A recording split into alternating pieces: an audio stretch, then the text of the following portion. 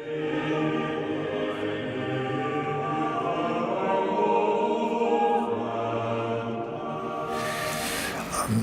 a snippet of a movie in which two young men are making their way through the ruins of a church.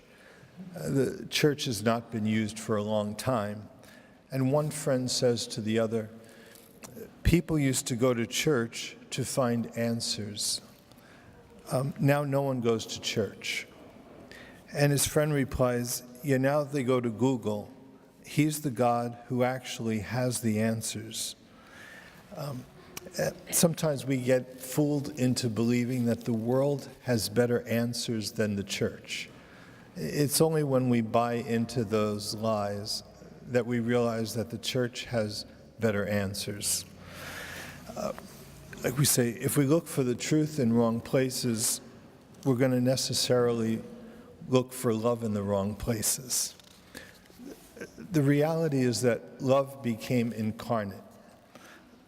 That's Christmas. And in the church, we find Christ, we find love, we find truth, we find God incarnate. And that's what Advent is for, to help us discover more deeply the truth and God's love. There's a story of Cardinal O'Malley, the Archbishop of Boston. One Saturday, when he was a priest down in Washington, D.C., he was stationed at the cathedral. And one Saturday, a bride appeared, and he says, "I could tell she had been crying." And he asked her, "What's the matter?" And she said, "Father, there's not going to be a wedding. My fiancé is in Buffalo, New York, and they have 6 feet of snow. So would you please go and tell the people that there will be no wedding? They should go directly to the reception." So the priest, Father O'Malley, went to the pulpit, said, "There'll be no wedding." And there was a gasp. "But there will be a reception." So they all went off to the reception. And the cardinal says, later in the day, while visiting the Blessed Sacrament, it occurred to him that that wedding was a parable of what Christmas has become. He says, we have the lights, we have the music, we have the gifts, we have the food, we have the celebration, and the bridegroom is in Buffalo. He says that the church has given us the Advent season to rescue the bridegroom and bring him back to the party. Like St. Augustine of Hippo 1,600 years ago said, that to fall in love with God is the greatest romance. To seek him is the greatest adventure. To find him is the greatest human achievement. Like the pursuit of God's wisdom may not lead to riches and earthly honors. In fact, in the lives of many saints, it contributed to their martyrdom. But the martyrs were wise in preferring to die for Christ rather than live only by denying him. All the rewards their tormentors could offer would rust. They would lose their beauty. And they would always be a poor exchange for the integrity of following Jesus Christ. Let's see.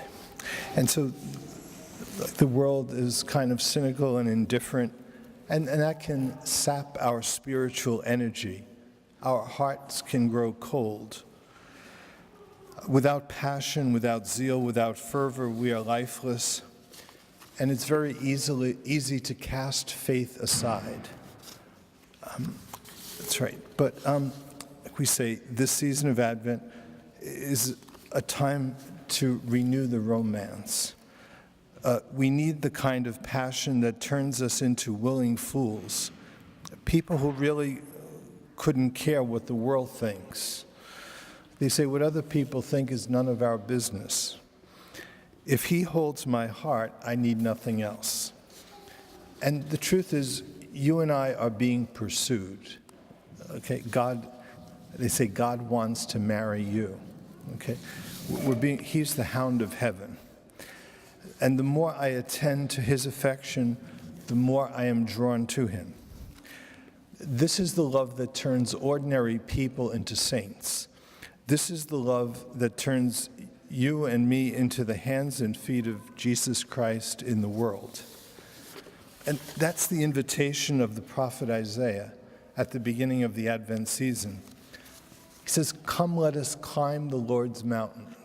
The Lord's mountain is the spiritual life. Okay? Climbing the mountain climbing allows for no distractions. Okay? Come, let us be engaged in the high adventure of the spiritual life. The prophet says that he may instruct us in his ways and we may walk in his paths. Today, the prophet Isaiah asks us, what is your highest mountain? What is your first love?